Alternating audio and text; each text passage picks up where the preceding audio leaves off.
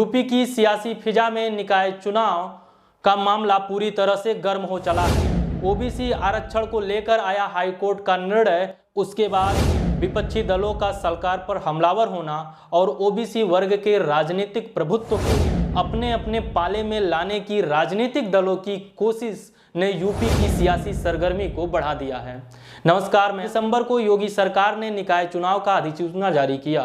सरकार ने पूर्ववर्ती आरक्षण पद्धति को अपनाते हुए नगर निगम नगर निकाय के चुनाव की घोषणा की। याचिका में यह दावा किया कि निकाय चुनाव में जो आरक्षण दिया जा रहा है उसमें ट्रिपल टेस्ट का ध्यान नहीं रखा गया, जबकि सुप्रीम कोर्ट ने भी माना है कि निकाय चुनाव में ओबीसी आरक्षण के लिए ट्रिपल टेस्ट जरूरी है।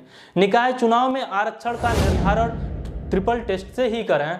ट्रिपल टेस्ट निकाय चुनाव में ओबीसी आरक्षण को तय करने का एक फार्मूला है जिसके 3 चरण हैं। पहला, स्थानीय निकाय चुनाव में अन्य पिछड़ा वर्ग कितना पिछड़ा है, उसकी सामाजिक और आर्थिक स्थिति क्या है, इस पर सरकार द्वारा एक विशेष आयोग का गठन किया जाना चाहिए जो इसकी जांच करे।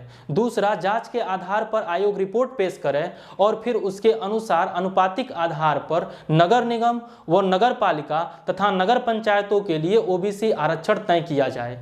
और तीसरा और सबसे अहम कि इस बात का ध्यान रखा जाए कि आरक्षण की तय सीमा 50% से अधिक की नहीं होनी चाहिए। हाईकोर्ट की लखनऊ खंडपीठ ने 27 दिसंबर को अपना आदेश जारी किया और सरकार को आदेश दिया कि आपने जो ओबीसी आरक्षण तय किया है उसको निरस्त करते हुए जल्द से जल्द निकाय चुनाव कराइए और जो सीटें आपने ओबीसी के लिए तय की हैं उन सभी सीटों को सामान्य वर्ग में रखकर चुनाव संपन्न कराइए, क्योंकि बिना ट्रिपल टेस्ट के आप ओबीसी आरक्षण नहीं दे सकते।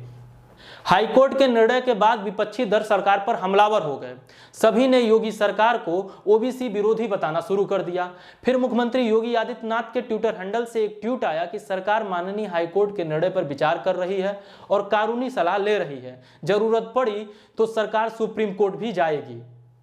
और आज सरकार ने सुप्रीम कोर्ट में इलाहाबाद हाईकोर्ट के लखनऊ बेंच के फैसले के खिलाफ याचिका दायर कर दी। इधर ओबीसी आरक्षण को लेकर विपक्ष हमलावर है। उत्तर प्रदेश में लगभग 40% आबादी ओबीसी वर्ग की है। इस वोट बैंक को सभी लोग अपने पाले में लाने की कोशिश में रहते हैं। उत्तर प्रदेश की सियासी बिसात पर जातीय राजनीति का दांवपेच हमेशा से ही कारगर रहा है।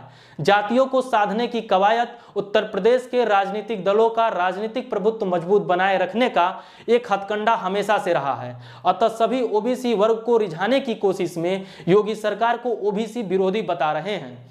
इधर सरकार ने भी अपने ओबीसी हितैषी होने का प्रमाण देने की कोशिश में आज सुप्रीम कोर्ट में याचिका दायर कर दी।